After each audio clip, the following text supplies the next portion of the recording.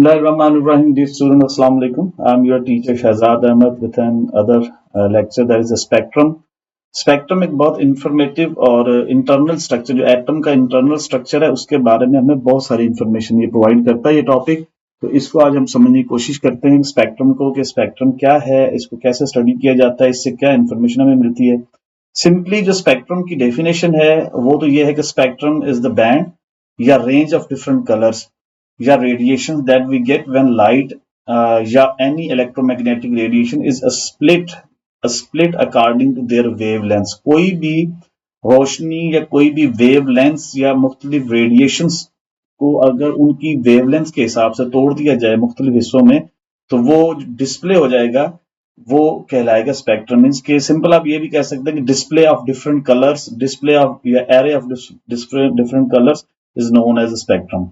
थोड़ा सा confusing definition होगी, इसको समझने के लिए मैं आपको आसान करके बताऊं कि पहले तो हम वेवलेंथ को समझते हैं कि व्हाट इज वेवलेंथ। वेवलेंथ होती है, लेट्स सपोज कि यहां से पॉइंट ए और बी है, यहां से ये एक वेव मूव कर रही है, ठीक है, दिस इज ए वेव।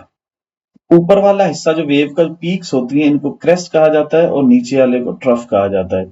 तो एक क्रेस्ट से दूसरे क्रेस्ट तक का ये जो डिस्टेंस होता है इसको वेवलेंथ कहा जाता है। This is known as wavelength, जिसको लैम्डा से वेवलेंथ, ये क्या कहलाता है, वेव की लेंथ, ये वेवलेंथ है और इसको लैम्डा से शो किया जाता है। यहां पर अगर आप देखें तो ये व्हाइट रोशनी है, ये सूरज की एक रोशनी, व्हाइट रोशनी जो है ये, इसके अंदर 7 किस्म की वेवलेंथ होती हैं। एक ये वेवलेंथ बड़ी है, एक वेवलेंथ थोड़ी इससे छोटी होगी, कुछ वेवलेंथ इससे भी ज्यादा छोटी होंगी और कुछ वेवलेंथ इससे भी बड़ी होंगी, ठीक है, कुछ बिल्कुल ही छोटी होंगी। तो ये सारी, जब ये सारी 7 कलर की 7 टाइप्स की वेवलेंथ इकट्ठी हो जाती हैं तो इसको कहा जाता है व्हाइट लाइट। ये क्या बन जाता है, ये व्हाइट लाइट, सफेद रोशनी बन जाता है। अगर हम इसको अलग अलग लिखें तो ये समझ लें इसके अंदर एक ये वेवलेंथ है जो बड़ी वेवलेंथ है, एक रेडिएशन ऐसी है जिसकी वेवलेंथ थोड़ी सी शॉर्ट है,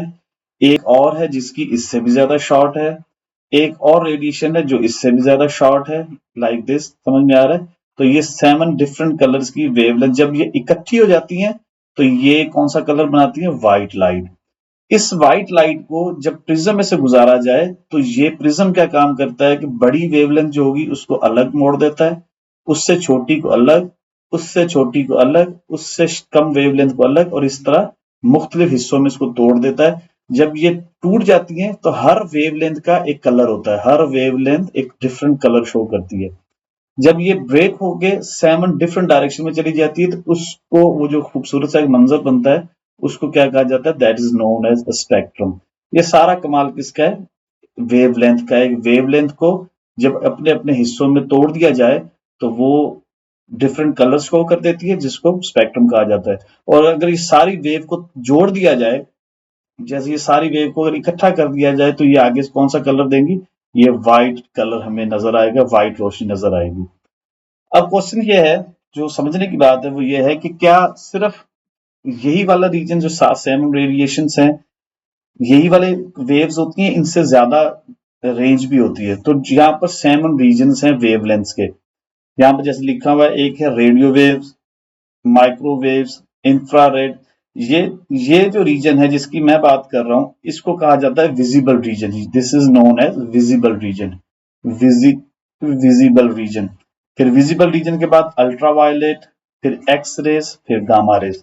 यहां पर अगर आप देखें ये इधर बना हुआ है, gamma rays, X rays, ultraviolet rays, और ये जो हिस्सा है ये विजिबल रीजन का है, विजिबल, फिर इंफ्रारेड रेडिएशंस और फिर रेडियो वेव्स। इन सब रेडिएशंस में से ये जो रेंज है इनकी वेवलेंथ इंतहाई कम होती है, और इनकी जो वेव की लेंथ होती है वो इतनी माइन्यूट होती है कि हमारी आंख उसको नहीं देख सकती, लाइक दिस। और ये इस विजिबल के जो इस तरफ वाले हैं इनकी वेवलेंथ बड़ी होती है, बड़ी वेवलेंथ होती है, इसको भी हमारी आंख, human I can not detect. हमारी आंख जो सिर्फ इस रीजन के अंदर जो रेज आएंगी जिसको विजिबल रीजन कहा जाता है, हम सिर्फ उस रेडिएशंस को देख सकते हैं या नोट कर सकते हैं। इनसे ऊपर वाले मतलब ये रेडिएशंस और ये वाली रेडिएशन, इनको हमारी आंख देखने की सलाहियत नहीं रखती। हमारी आंख सिर्फ वो रेडिएशंस को देख सकेगी जिनकी रेंज इस रीजन में आएगी, विजिबल रीजन की। और ये कितना रीजन होता है, ये लिखा हुआ है यहाँ पे 4000 नैनोमीटर से लेकर 7000 नैनोमीटर तक की जो वेवलेंथ होगी, मींस के ऐसी वेव कि जिसकी जो लेंथ है, यहां से यहां तक, जो मैंने लेंथ की बात की थी, अगर वो 4000 नैनोमीटर से लेके 7000 नैनोमीटर तक रेंज होगी तो वो वेव हम देख सकेंगे, अदरवाइज हमारी आंख वो वेव नहीं देख सकेगी। जी, तो अभी हम समझते हैं कि ये जो वेव लेंथ्स आती है डिफरेंट, ये टूटती कैसे हैं, ये ब्रेक कैसे होती है। जैसे मैंने आपको बताया कि 7 किस्म की रोशनियां आती हैं, ये 7 वेवलेंथ्स होती हैं। जैसे विजिबल रीजन की सिर्फ बात करें, मैंने आपको रीजन बता दिए थे। अगर हम सिर्फ विजिबल रीजन की बात करें तो उसमें भी 7 किस्म की रेडिएशंस होती हैं। जैसे यहाँ पर ये बना हुआ है, ये 7 किस्म की रेडिएशंस हैं। पीछे से जब लाइट आती है सन रेज, तो ये व्हाइट होती है, ये बिल्कुल व्हाइट रोशनी होती है। जब उसको इस प्रिज्म में से गुजारा जाता है तो प्रिज्म इसको मुख्तलिफ हिस्सों में तोड़ देता है अकॉर्डिंग टू देयर वेवलेंथ। सबसे बड़ी वेवलेंथ रेड होती है, सबसे शॉर्ट वेवलेंथ वायलेट होती है, और ये कलर बन जाता है, एक वर्ड बन जाता है। अगर हम यहाँ से स्टार्ट करें, violet, indigo, blue, green, yellow, orange and red, तो ये आपको समझने के लिए एक लफ्ज बन जाएगा विबग्योर। तो ये विबग्योर बन जाता है। ये उस वक्त बनता है जब रोशनी प्रिज्म में दाखिल हुई और प्रिज्म इसके बाहर निकली। प्रिज्म के अंदर ऐसा क्या होता है जिससे रेडिएशंस टूट जाती हैं या ब्रेक हो जाती हैं, तो इसको समझने के लिए मैं आपको एक आसान सी मिसाल दूंगा कि अगर आप सपोज करें कि आप जैसे लेट्स सपोज कि एक हाईवे है, आप एक हाईवे के ऊपर जा रहे हैं। जैसे ये लेट्स सपोज कि एक हाईवे, एक मोटरवे बनी हुई है, इस मोटरवे के ऊपर आप जा रहे हैं और यहाँ पर मुख्तलिफ गाड़ियां हैं। मिसाल के तौर पे एक गाड़ी है जो शॉर्ट गाड़ी है, जिसको मोटरसाइकिल कह लें, एक उससे बड़ी है जो कार है, एक उससे बड़ी है जो कि थोड़ा सा बड़ा ट्रक है, डैटसन है, एक उससे ज्यादा बड़ी है जो कि कोस्टर है, एक उससे बड़ी कोच है, एक उससे बड़ी ट्रॉलर है, और एक उससे भी कोई बड़ी गाड़ी हो। ये सारी जो है एक ही मोटरवे के ऊपर जा रही है, एक ही दिस इज लाइक एक ही मोटरवे है जिसके ऊपर ये सारी ट्रेवल कर रही है। आगे जब हम जाते हैं तो यहाँ पर लेट्स सपोज के यहाँ पर मुख्तलिफ किस्म के गेट बने हुए, टूल प्लाजा आ गया, टोल प्लाजा, और इस टोल प्लाजा के ऊपर मुख्तलिफ गेट बने हुए। एक छोटा सा गेट है, एक उससे थोड़ा बड़ा गेट है, एक उससे बड़ा गेट है, एक उससे बड़ा गेट है, और इस तरह ये जब टूल प्लाजा पे पहुंचती है तो टूल प्लाजा वो जो गेट बने हुए वो इनको मुख्तलिफ डायरेक्शन में, जो बाइक होगा लेट्स सपोज कि वो इस गेट से निकलेगा और इस तरफ टर्न हो जाएगा, उससे बड़ी जो कार है वो इस तरफ टर्न हो गई, जो डैटसन है वो इस तरफ टर्न हो गई। इस तरह ये मुख्तलिफ, अगर आगे हम इसको बिखेर दें लेट्स सपोज कि ये इस तरह का डिफरेंट डिस्प्ले बन जाता है, तो ये सारी क्या चीजें बन जाएगी, ये आपके लेट्स सपोज कि ये आपका स्पेक्ट्रम बन जाएगा। ये क्या कहलाएगा, स्पेक्ट्रम। इसी तरह ये जो रोशनी होती है, ये रेडिएशंस होती है, जब ये सारी इकट्ठी आ रही होती हैं, कोई इसमें शॉर्ट वेवलेंथ है लाइक दिस, कोई इससे बड़ी है वेवलेंथ जैसे इंडिगो, फिर blue, green, yellow, orange, red. Red सबसे बड़ी वेवलेंथ है। लेकिन जब सब इकट्ठी होती हैं तो ये व्हाइट रोशनी बनाती हैं। लेकिन जब ये प्रिज्म में से गुजरती हैं तो ये टूट जाती हैं according to their wavelength. Short wavelength एक तरफ और बड़ी वेवलेंथ दूसरी तरफ चली जाती हैं। इस स्पेक्ट्रम, इसको कहा जाता है स्पेक्ट्रम, मींस के display of different colour according to their wavelength, different colour according to their wavelength. ये जो ब्रेकिंग हो गई इनकी वेवलेंथ के हिसाब से और कलर बन गया, तो ये वेवलेंथ कहलाती है। अब जो प्रिज्म है, इसके अंदर यहां से अगर देखें तो इस प्रिज्म के अंदर जैसे ही रोशनी जाती है, मतलब पीछे से व्हाइट लाइट आई, इसके अंदर ट्रैप हो जाती है, और यहाँ पर मुख्तलिफ गेट बनी होती है, मुख्तलिफ रिफ्रैक्टिव, हर वेवलेंथ एक अलग रिफ्रैक्टिव इंडेक्स शो करती है।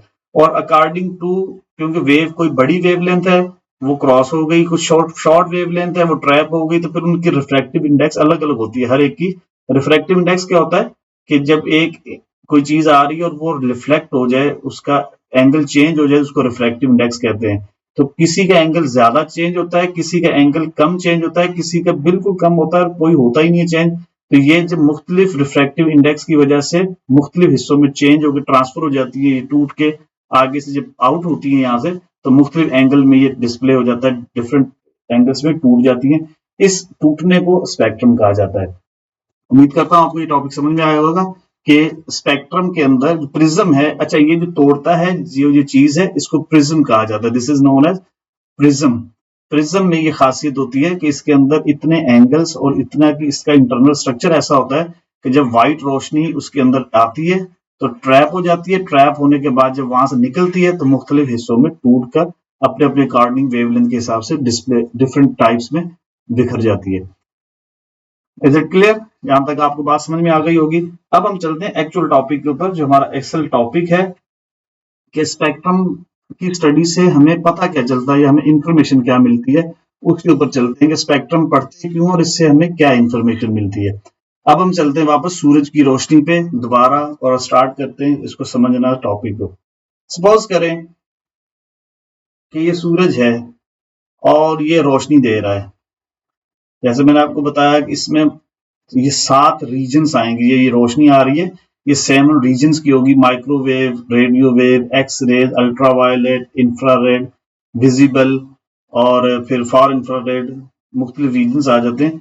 इसमें से हमारी आंख सिर्फ वो रोशनी डिटेक्ट करेगी जो विजिबल रीजन में होगी। कौन से रीजन में? विजिबल रीजन में जो हम आंखों की रोशनी हम सिर्फ उसी को देख सकते हैं। अब ये विजिबल रीजन के अंदर भी फिर 7 रीजन होते हैं। विजिबल रीजन में भी अगेन 7 वेवलेंथ होती हैं, जिसमें वर्ड विबग्योर बन जाता है। Violet, indigo, blue, green, yellow, orange और रेड। सबसे बड़ी वेवलेंथ रेड की होती है और सबसे शॉर्ट वेवलेंथ वायलेट की होती है। अब ये जो यहां से ये आई सारी रेडिएशंस, लेट्स सपोज के आ रही है और आगे हमने प्रिज्म रखा और इस प्रिज्म में से इन रेडिएशंस को क्रॉस करवा दिया। जैसे ये रेडिएशंस इस प्रिज्म में से क्रॉस होंगी और पीछे हमने यहाँ पर एक डिस्प्ले लगा दिया एक डिफरेंट कलर का, लेट्स सपोज लाइक दिस। तो ये एक स्क्रीन लगी हुई है, let's suppose this is a screen. जैसे ही रेडिएशन इसके अंदर एंटर हुई, जब यहां से निकली तो जब सबसे बड़ी वेवलेंथ है यानी कि रेड, वो ऊपर की तरफ चली गई लाइक दिस। ये इधर जाके रेड कलर आना शुरू हो गया इस स्क्रीन के ऊपर। उससे जो दूसरी है, जो उससे शॉर्ट वेवलेंथ है, दूसरी जो वेवलेंथ है वो ऑरेंज कलर शो करेगी और वो यहां से निकली और वो यहां चलेगी और यहां जाके उसने डिस्प्ले लगाना शुरू हो गया। This is orange. ओके, फिर उससे जो नीचे है वो येलो कलर शो करेगी, मींस के वो इस तरह गई और यहां पर आगे येलो कलर आना शुरू हो गया लाइक दिस। तो ये आपके पास, फिर उससे जो नीचे है वो ग्रीन कलर शो करेगी। लेट्स सपोज कि दिस इज ग्रीन, ठीक है, ये ग्रीन कलर आना शुरू हो गया।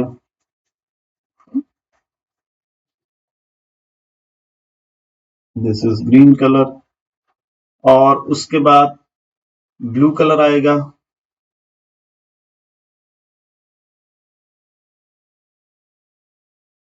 ये ब्लू कलर आ गया, this is known as blue colour. Let's suppose ये कलर मिक्स हो गया, दिस इज ब्लू। उसके बाद इंडिगो कलर आएगा, दिस इज इंडिगो।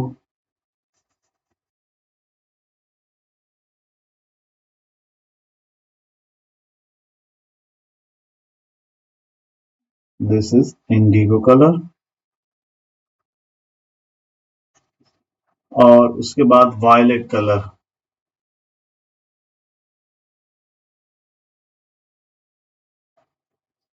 ये वायलेट कलर आ गया और यहाँ पे अच्छा ये जो कलर आए ये अब स्पेक्ट्रम आपका बन गया। This is known as spectrum. अच्छा, इस स्पेक्ट्रम को कंटिन्यूस स्पेक्ट्रम कहा जाएगा। अगर हम टाइप्स स्पेक्ट्रम की टाइप्स पढ़ें तो ये वो स्पेक्ट्रम है जिसको कहा जाएगा कंटिन्यूस स्पेक्ट्रम। और कंटिन्यूस स्पेक्ट्रम क्या है इसको मैं दोबारा समझा देता हूँ, एक मतलब आपको इसकी दोबारा डिटेल में समझा देते हैं कि ये कौन सा कलर होता है। ऐसा कलर, ऐसा स्पेक्ट्रम जिसके अंदर ये जो कलर्स हैं ये इतने मिक्स हों विथ ईच अदर कि इनके अंदर आप लाइन ऑफ डिमार्केशन ना कह सके, ये ना बता सके कि कौन सा कलर कहां पर खत्म हो रहा है और कौन सा कलर कहां से शुरू हो रहा है। They also mix with each other. तो इस तरह के कलर्स को ये जैसे ये सारे कलर ये एक दूसरे के अंदर इस तरह मिक्स हुए हुए हैं कि आप ये बता नहीं सकते कि कौन सा कलर खत्म कहाँ पे हुआ है और शुरू कहाँ से हुआ है। तो ये कलर सारे क्या कहलाएंगे, ये स्पेक्ट्रम कहलाएगा continuous spectrum. Let's suppose like this. तो ये they all are known, this is known as continuous spectrum, ये वाला कंटिन्यूस स्पेक्ट्रम कहलाएगा। अब मैं रेड कलर को बना दूं यहाँ पे ताकि आपको फुल कॉन्सेप्ट इसका समझ में आ जाए।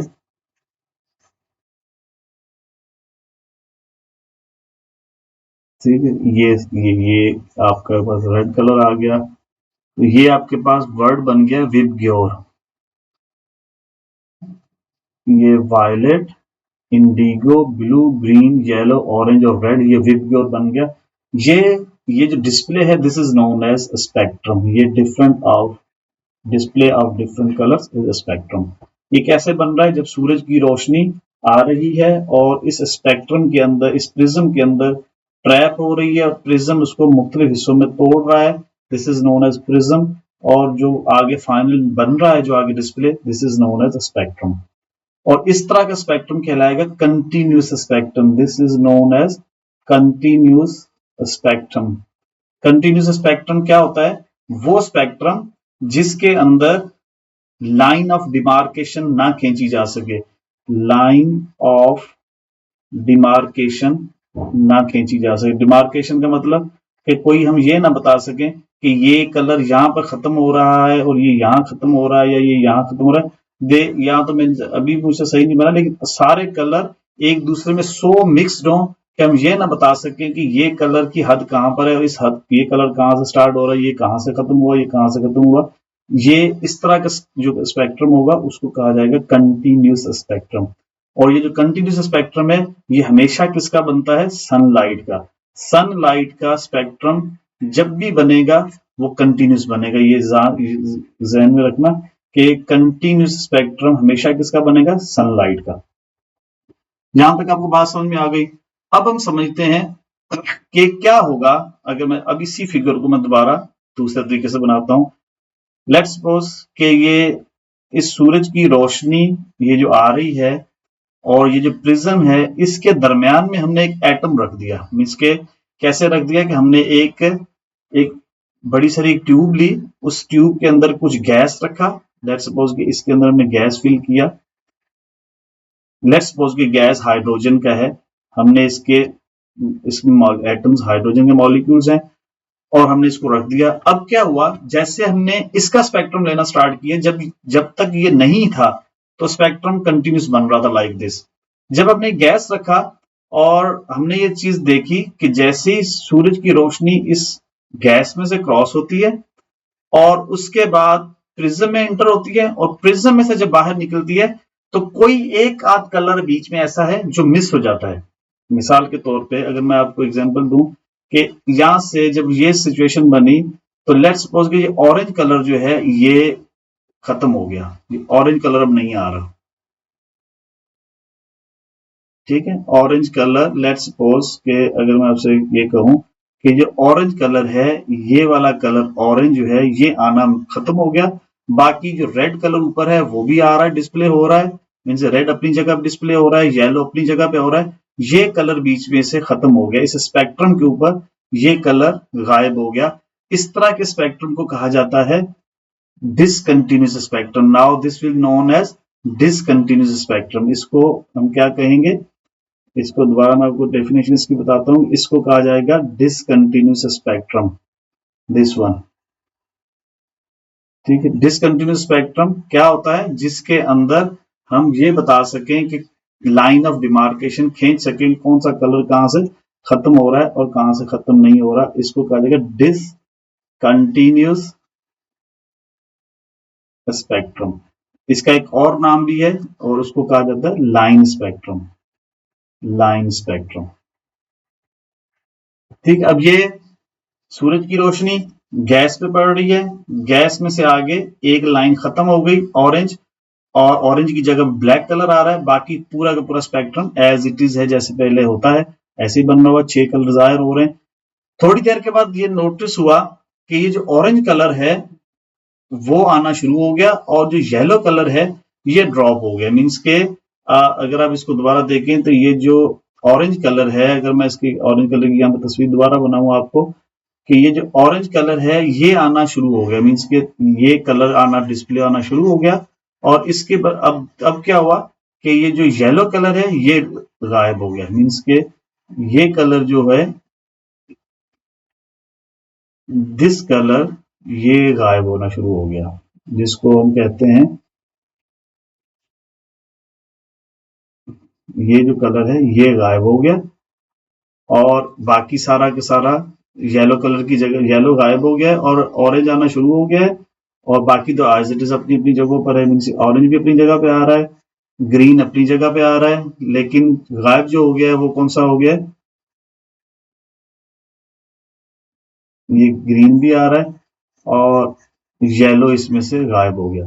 फिर थोड़ी देर बाद ये देखा गया कि जो येलो है वो आना स्टार्ट हो गया अगेन, ये अगेन अपीयर होना शुरू हो गया।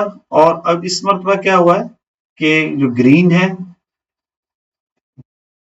ग्रीन कलर ये गायब हो गया।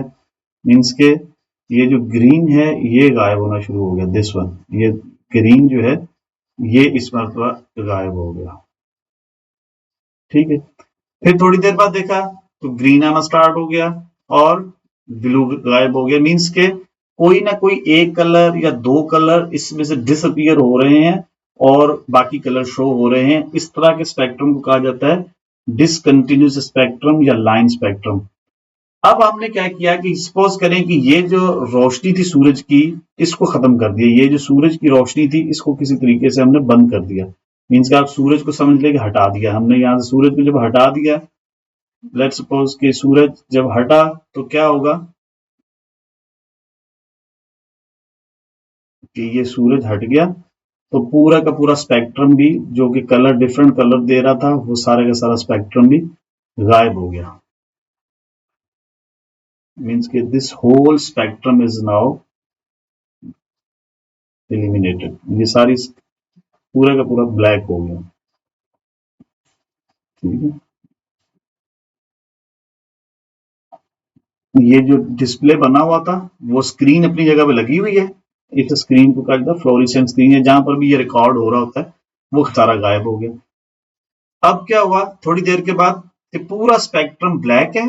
मीन्स ये पूरा स्पेक्ट्रम ये ब्लैक आ रहा है, पहले कलर शो हो रहे तब क्या हो गया, पूरा ये एरिया ब्लैक है। और थोड़ी देर के बाद इसके ऊपर एक कलर आना शुरू हुआ। लेट्स सपोज के वो कौन सा कलर है, ग्रीन कलर आना शुरू हो गया, क्योंकि लास्ट में हमने देखा था ग्रीन खत्म हुआ था तो ग्रीन आना यहाँ पे शुरू हो गया। बाकी सब पूरा स्पेक्ट्रम ब्लैक है, एक कलर ग्रीन इसमें आ रहा है। कुछ देर के बाद ग्रीन खत्म हो गया अगेन और येलो आना स्टार्ट हो गया। Let's suppose like this. कुछ देर के बाद येलो भी बंद हो गया और ऑरेंज आना शुरू हो गया।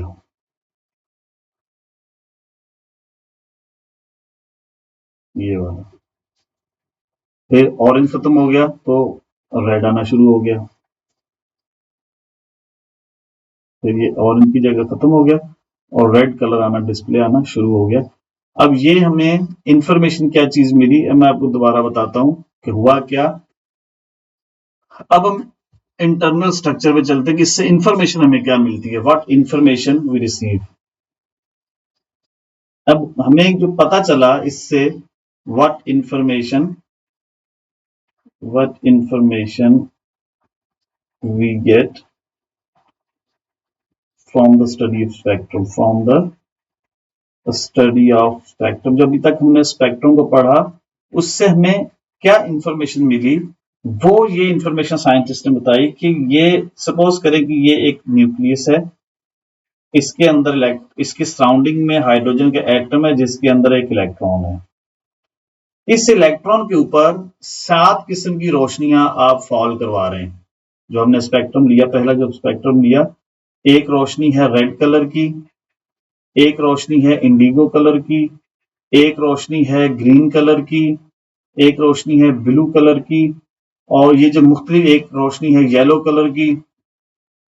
ये मुख्तलिफ रोशनी जब इसके ऊपर डिस्प्ले इसके ऊपर आ रही हैं और आगे स्पेक्ट्रम बन रहा है, तो स्पेक्ट्रम जब तक ये एटम नहीं रखा हुआ था तो सातों कलर आ रहे थे, विबग्योर पूरा बन रहा था, violet, indigo, blue, green, yellow, orange और रेड कलर पूरा बन रहा है।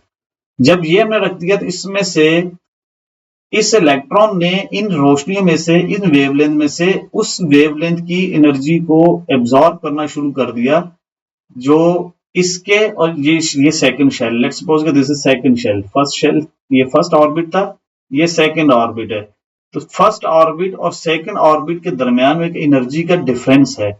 लेट्स सपोज मिसाल के तौर पे मैं आपको कहता हूँ, जब इलेक्ट्रॉन यहाँ पर है तो इसकी एनर्जी है 50 किलो जूल, और जब ये यहाँ जाएगा तो इसकी एनर्जी है 150 किलो जूल। अब डिफरेंस दोनों में कितना है? इन दोनों में जो डिफरेंस है वो 100 किलो जूल्स का है।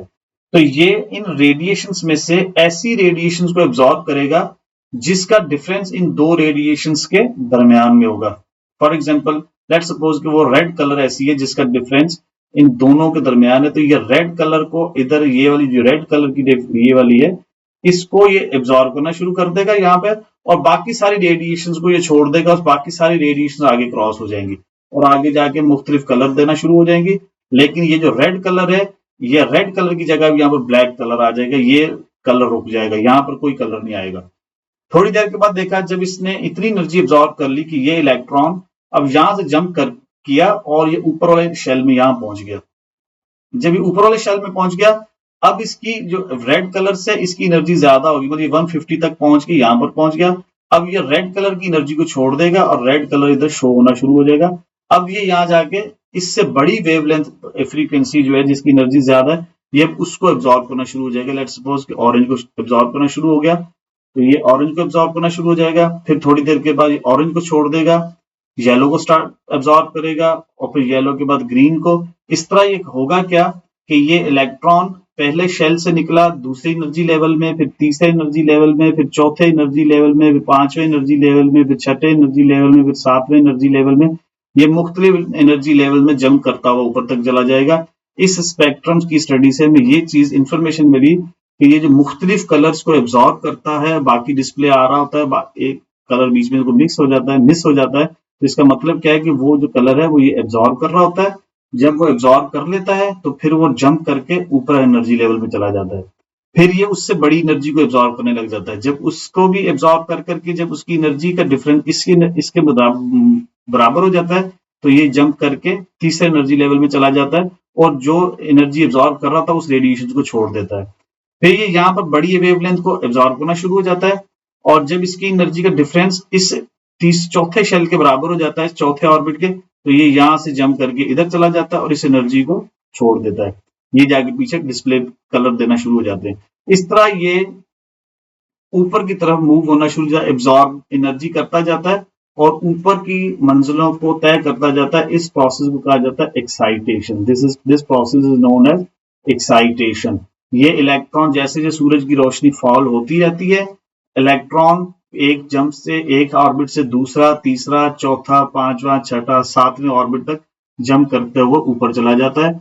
और फिर उसके बाद क्या होता है, सपोज करें जैसे यहाँ पर हमने ऊपर देखा था कि हमने सूरज की रोशनी को हटा दिया, जैसे यहाँ पर हमने देखा कि सूरज को रोशनी को जैसे हमने बंद किया था तो बाकी सारा कलर डिस्प्ले जीरो ब्लैक हो गया, एक कलर को शो हो रहा है। वो क्या होता है, उसकी लॉजिक इस तरह दी गई कि जैसे आप सारे कलर्स को हटा देंगे तो क्या होगा कि यहाँ पर कोई भी कलर नहीं आ रहा होगा। लेकिन ये सपोज करें इलेक्ट्रॉन सातवें में पहुंचा हुआ है, जो एनर्जी एब्जॉर्ब करके सातवें में पहुंचा था उस एनर्जी को सिर्फ ये रिलीज करेगा, तो एक कलर को शो होगा, बाकी पूरा स्पेक्ट्रम ब्लैक होगा। वो उसको रिलीज करेगा और फिर जंप करके नीचे आ जाएगा। फिर नीचे आके जिस एनर्जी को इसने एब्जॉर्ब करके यहां तक पहुंचा था उसको रिलीज करेगा, फिर जंप करके उससे नीचे आ जाएगा। तो इसी तरह मतलब पहले में क्या हो रहा था कि इलेक्ट्रॉन एनर्जी एब्जॉर्ब कर रहा था और जंप करके ऊपर जा रहा था। अब इलेक्ट्रॉन के कारण जब आपने सोर्स को हटा दिया एनर्जी को, अब ये इलेक्ट्रॉन जंप करके वापस नीचे एनर्जी लेवल्स में आ रहा है। इसको कहा जाता है डी एक्साइटेशन। तो एक्साइटेशन और डी एक्साइटेशन से साबित क्या हुआ, जो चीज हमें पता चली वो ये बनी कि एटम के जो न्यूक्लियस की सराउंडिंग के अंदर मुख्तलिफ एनर्जी लेवल्स हैं। एटम इलेक्ट्रॉन एनर्जी एब्जॉर्ब करता है और उन एनर्जी लेवल्स में जंप करता हुआ इलेक्ट्रॉन ऊपर पहुंच जाता है। जब आप सोर्स को बंद कर देते हैं, उस रोशनी को, मैग्नेटिक लाइट जो इलेक्ट्रोमैग्नेटिक होती है, सोर्स उसको बंद कर देते हैं, तो ये वापस जंप करता हुआ नीचे गिरता है, ठीक है, और ये वापस अपने ओरिजिनल घर में आ जाता है, अपने ओरिजिनल शेल में आ जाता है। तो एक स्पेक्ट्रम की स्टडी से जो मेन चीज हमें पता चली वो ये है, वो एक ही पॉइंट है कि there are certain energy levels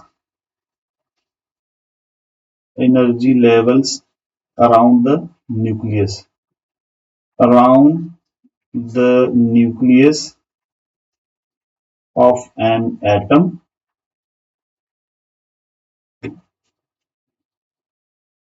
where electron can jump where electron can jump after gaining amount of energy, या after absorbing amount of energy। तो वो जब amount of energy एब्जॉर्ब कर लेता है तो जंप करके हायर एनर्जी लेवल में चला जाता है, और जब पूरा हो जाता है तो फिर आहिस्ता आहिस्ता वापस गिरना शुरू हो जाता है। उम्मीद करता हूँ आपको ये टॉपिक समझ में आया होगा। कोई कंफ्यूजन हो तो जरूर पूछिएगा कमेंट्स बॉक्स में। Thank you.